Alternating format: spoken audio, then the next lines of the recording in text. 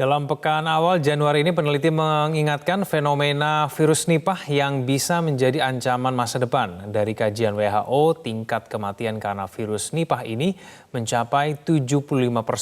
Di antaranya karena gejala fatal dalam saluran pernafasan dan ensefalitis atau radang otak.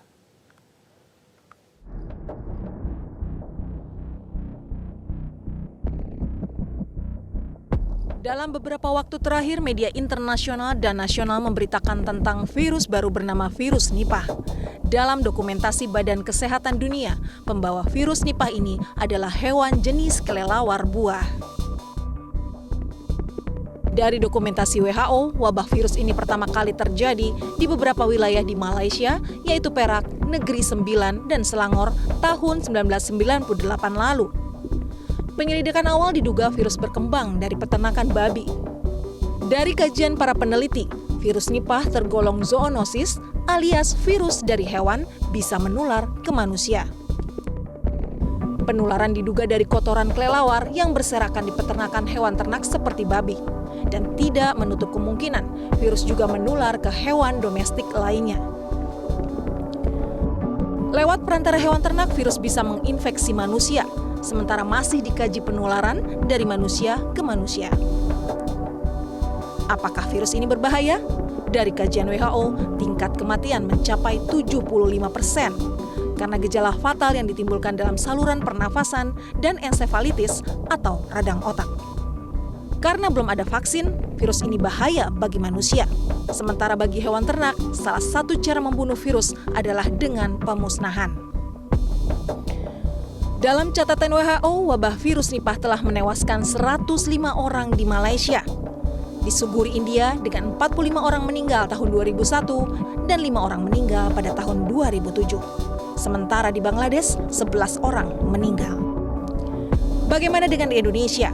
Hingga saat ini belum ada catatan kasus kematian manusia akibat virus tersebut. Tapi apakah virus itu sudah masuk Indonesia melalui perantara kelelawar buah? Dalam salah satu kajian yang muncul dalam Buletin Veteriner dan Pasar tahun 2014, potensi penyebaran virus yang dibawa kelelawar buah sangat bisa terjadi karena faktor deforestasi. Tim Liputan, Metro TV.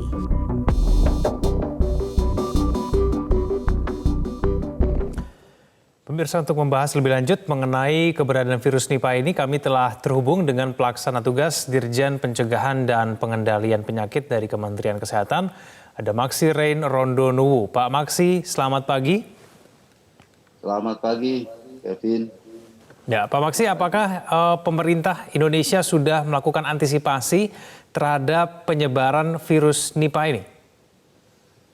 Ya. Seperti tadi kita lihat di display tadi, memang penyakit Nipah ini disebabkan oleh virus yang ditularkan melalui hewan, terutama kelelawar dan babi. Tentu pemerintah Indonesia setiap penyakit yang baru atau disebut dengan emerging disease itu selalu punya kewaspadaan.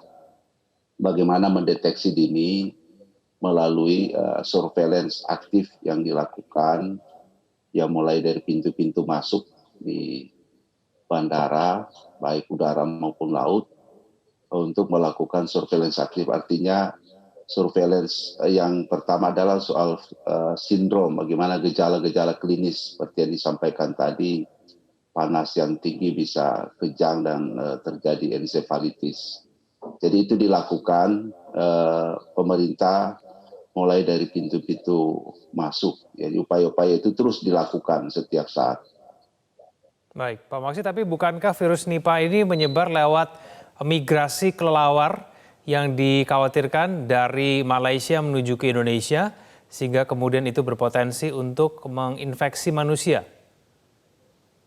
Ya benar sekali. Ya, di migrasi itu kan tadi dikatakan karena forestisasi, bisa saja kan yang dari Penang itu paling dekat, karena menurut yang saya baca itu kelelawar itu bisa terbang sampai 100 km. Jadi kemungkinan itu yang dekat dengan Penang itu berpotensi harus diawasi ya kelelawar-kelelawar yang melakukan migrasi ya dari Malaysia. Itu saya kira juga salah satu. Tetapi di samping itu saya kira dengan globalisasi arus mobilisasi orang maupun mobilisasi terkait dengan perdagangan hasil-hasil ternak seperti daging babi itu juga perlu diwaspadai ya. Baik, Pak Maksi, tapi cara untuk mengidentifikasi bahwa virus Nipah ini sudah masuk ke Indonesia atau belum, ini bagaimana caranya, Pak? Ya, tentu ya tadi saya katakan melalui surveillance, kalau gejala-gejala seperti itu, ya seperti panas tinggi, ya 3-4 hari, kemudian terjadi gejala-gejala lain, ada batuk keringus, di samping sesak, tetapi yang paling fatal kalau sudah mulai terjadi kejang-kejang karena ada infeksi di selaput otak, terkena encephalitis, tentu kita harus segera untuk kita melakukan sampel untuk mengambil sampel darah untuk dilihat virusnya, karena dari virusnya itu kan termasuk kelompok genus morbillivirus, jadi seperti virus campak itu modelnya itu.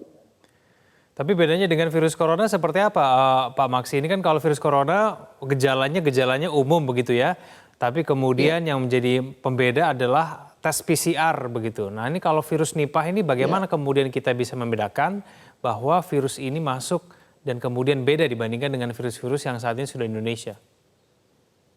Iya, pertama gejalanya kan kalau virus coronavirus 19 ya, gejalanya itu lebih banyak kepada bagaimana terjadi yang gejala berat karena gangguan pada paru-paru, ya, menyebabkan cepat sesak napas, kemudian kematian lebih banyak karena gagal paru, kemudian pada virus corona ini lebih banyak pada kematiannya itu lebih tingkat fatalitas yang tinggi karena memang menyerang otak, ya, ada encephalitis. Itu saya kira yang sehingga kematiannya itu dilaporkan WHO bisa sampai 70-75%. Nah, virus corona itu dideteksi dengan swab di hidung dengan kalau morbillivirus biasanya itu kita deteksi dengan mungkin di darah, ya, untuk mendeteksi itu. Baik, jadi kalau untuk mendeteksi virus Nipah ini juga dilakukan tes serupa seperti PCR begitu kepada ini terduga yang terinfeksi ini, Pak Maksi? Iya, bisa dengan tes PCR karena kan entry masuknya itu bisa kontak langsung, tapi bisa juga melalui darah. Karena kalau kontak langsung itu virus ini sebenarnya belum ada terbuktikan antara manusia dengan manusia. Itu masih dalam penelitian. Tadi kan kontak langsung dengan sebenarnya sumbernya itu kelelawar atau hewan ternak lain atau buah-buah yang mendapat kotoran daripada kelelawar. Ya. Jadi kalau entry point-nya itu bukan dari manusia, saya kira PCR untuk hidung saya kira tidak akan ke sana. Yang paling pasti itu lewat darah. Baik, Pak Maksi, kita akan lanjutkan dulu kita di segmen selanjutnya. Pemirsa jangan kemana-mana, kami akan kembali.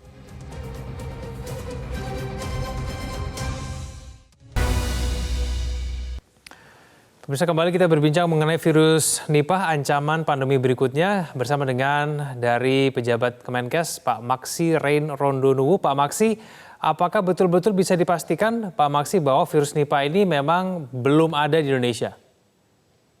Ya, saya kira kalau sampai saat ini tidak ada, tetapi saya nggak bilang pastikan besok atau sebentar, minggu depan itu bisa saja terjadi. Oleh karena itu saya kira kewaspadaan ini yang paling penting. Yang paling penting bagaimana tenaga-tenaga kesehatan itu kita siapkan. Bagaimana mendeteksi dini. Jadi saya katakan bahwa penyakit ini saya kira gejala klinisnya khas. Sindrom atau kumpulan-kumpulan gejalanya khas, ada panas tinggi.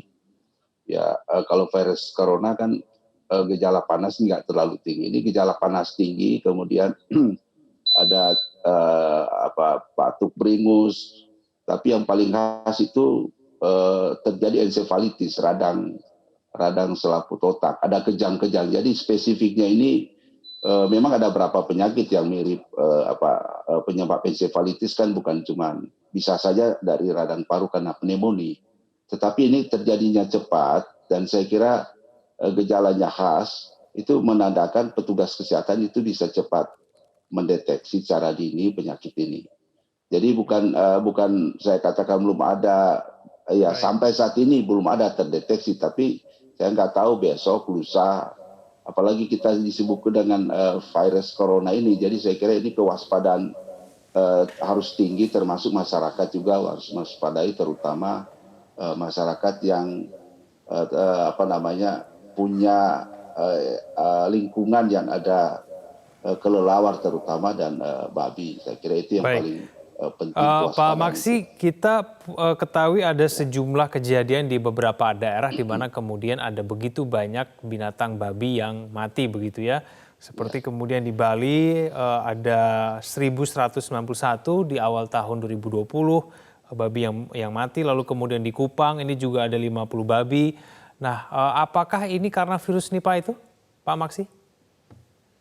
Ya, sejauh ini belum ada dilaporkan. Saya kira ini yang pentingnya, saya kira dari peternakan untuk melaporkan kalau memang ada seperti itu dan mencari penyebabnya. Gejala juga di di babi binatang itu. Kalau kelelawar pada tes itu yang dilakukan itu ada antibodi. Jadi kelelawar mungkin tidak mendapatkan gejala. Tapi pada babi gejala-gejalanya itu hampir sama. Ya gejala ada kejang begitu kalau kena. Jadi saya kira gejala juga di babi saya kira itu perlu dilakukan. Sampai sejauh ini kami belum ada laporan daripada kementerian terkait dengan ada penemuan virus Nipah di babi. Ya. Baik, tapi seberapa besar kita betul-betul mengetahui mengenai virus Nipah ini, Pak Maksi? Apakah virus Nipah ini memiliki cara penularan yang sama dengan virus corona atau bagaimana? Ya, seperti saya katakan tadi bahwa sampai saat ini penularannya itu lewat kontak langsung ya, kontak langsung dengan terutama kelelawar atau babi yang karena mereka yang bisa menularkan ya. Penularan terhadap manusia dengan manusia itu masih dalam penelitian, belum ada laporan resmi ya, penularan antara manusia dengan manusia. Itu bedanya, sehingga kalau saya lihat kasus dari tahun ke tahun itu jumlahnya di India pernah cuma 66, kemudian di India. Jadi jumlahnya itu tidak banyak karena memang dia belum terjadi penularan antara manusia dengan manusia seperti virus saat ini, virus corona ini sudah ya dengan droplet saja, makanya pakai masker, dengan droplet saja sudah terjadi penularan. Ya, atau penularan seperti tadi display dikatakan melalui buah yang terkena kontaminasi dengan kotoran atau air kencing daripada kelelawar buah ini. Jadi belum ada terbukti bagaimana penularan manusia ke manusia. Sehingga kasusnya nggak terlalu banyak, tapi memang tingkat fatalitasnya itu yang tinggi sekali, ya, sampai 75%. Apakah ini artinya bahwa kita tidak perlu khawatir, Pak Maksi? Oh, ini saya kira harus diwaspadai. Saya kira dengan dengan pengalaman kita belajar dengan virus corona, saya kira ini harus kita waspadai. Jadi setiap penyakit baru emerging itu kewaspadaan itu harus ada. Kita harus waspadai, jangan kita lengah dengan terhadap virus ini, karena potensi terjadi itu sangat tinggi seperti saya katakan, mobilitasnya, perdagangan itu yang tinggi, termasuk yang di daerah-daerah perbatasan ya dengan Malaysia itu saya kira perlu kita khawatirkan. Dan kita tidak tahu ke depan kan virus Nipah ini sudah bermutasi, kita belum tahu ya, dan bisa saja terjadi penularan ke antara manusia dan ke manusia, itu punya potensi seperti itu. Pak Maksi, tapi apakah kita punya peralatan laboratorium maupun hal-hal yang lain begitu ya, yang betul-betul bisa mendukung untuk bisa mendeteksi mengenai keberadaan virus ini, Pak Maksi? Ya, saya kira laboratorium kita sudah cukup kuat untuk mendeteksi setiap jenis virus. Saya kira dengan penguatan laboratorium yang ada saat ini, saya kira cukup kuat untuk kan sama alatnya, tinggal cara mengambil sampelnya ya yang beda untuk mendeteksi ini virus ini dengan PCR. Jadi saya kira kekuatan kita cukup kuat untuk saat ini untuk mendeteksi setiap jenis virus yang masuk. Baik, cara meningkatkan kewaspadaan di tenaga kesehatan kita untuk mendeteksi keberadaan virus Nipah ini bagaimana caranya, Pak Maksi, mengingat jangan sampai kemudian kita lengah seperti virus corona? Ya, seperti saya katakan tadi, kita punya sistem surveillance yang aktif yang kita lakukan mulai dari tingkat puskesmas, rumah sakit, tentu dengan cara kami memberikan selalu kewaspadaan ini melalui ya secara struktural ke bawah. Juga kami melakukan seperti saat ini dari Metro TV membantu juga mensosialisasikan sehingga seluruh petugas termasuk masyarakat tentu mengetahui bagaimana virus Nipah ini. Ya. Baik, Pak Maksi Rein Rondonu, terima kasih telah bergabung bersama kami di Metro Pagi Prime Time. Selamat pagi, Pak Maksi.